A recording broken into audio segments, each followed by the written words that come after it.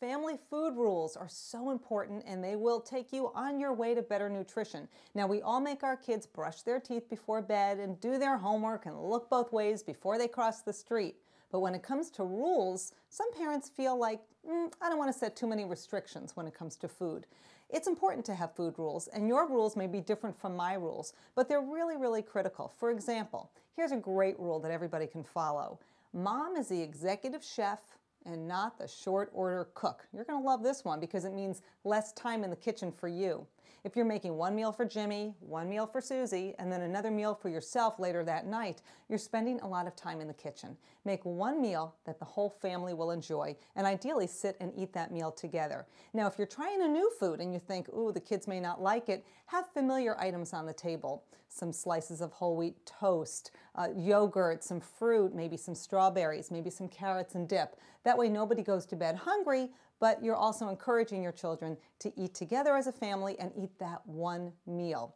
Here's another rule. Drop out of the clean plate club. When we were kids, our parents always made us eat what was on the table, and that's actually not a good idea because children need to learn how to regulate their own food intake. They need to know when they're hungry, they need to know when they're full, and if they're forced to eat what's in front of them, that's going to mess up their own self-regulation. So put a little bit of food on the plate, and then if your child is still hungry, let them ask for seconds.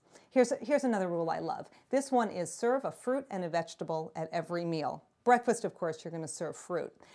What you want to do is you want to have the fruit and the vegetable. That way it's going to encourage your children to eat more fruits and vegetables, which we know most kids don't eat enough of them.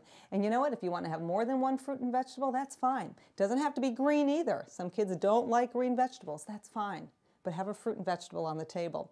Finally, have good manners. I love that rule.